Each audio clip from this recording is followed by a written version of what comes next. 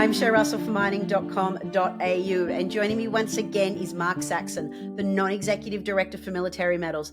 Mark, it's a pleasure to have you back. How are you? Hi, Shay. Great to talk to you. Doing really well, thanks. Now, I'm thrilled to have you on because we are going to talk about a metal we don't talk enough about here at mining.com.au, and that is antimony and why it's important.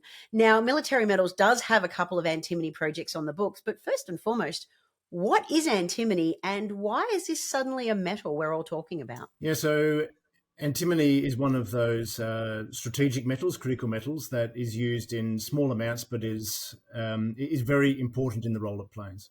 And we can think, I suppose, when we think about some of these metals, we can look at gallium, germanium, indium, rare earths, antimony. All these metals have really critical functions in an application. And so whether it's creating light, creating magnetism, allowing the transfer of electrons really quickly, all of these things have really specific functions. Antimony is one that is particularly used in the military industry and also as a fire retardant.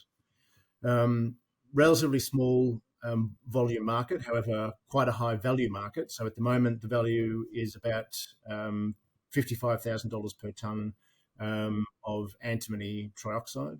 That's increased from about $10,000 to $15,000 a tonne 12 months ago, and that really shows the intensity and the supply chain bottleneck that we're seeing. So the supply chain has been really dislocated. Mining in a few parts of the world, not many, but almost all the processing has been happening in China. And the Chinese government has just recently, in December last year, restricted the exports of physical antimony coming outside of China to other markets. And that's really the thing that has sort of spurred all of this interest in antimony. There's many ASX companies that are getting involved, including a few producers. Where I live in Bendigo, I'm really close to the Costerfield mine that's owned by Mandalay, a Canadian company. They're doing very well in the market and selling into China. Really hot space to be in. Tell me, it's all well and good that we are exploring and trying to develop these projects with antimony, but essentially, where are we going to smelt these rocks if the majority of smelters are controlled by China? That's a real problem for all critical metals in that the Western world, those of us in Australia, Canada, US, Europe, haven't really needed to be exploring and developing these metals in the past because we've been very reliant on over-the-horizon supply chains like the Chinese. Now that I guess the world order is dislocating and changing a little, and so we're seeing sort of a pull apart of some of those supply chains. We need to be able to have places not just to mine the metals that we rely on, but also places to process them. So North America has some alternatives. Europe has some emerging alternatives. Australia not at the moment. We're an exporter of the concentrates. We're not a downstream processor. Middle East has some alternatives.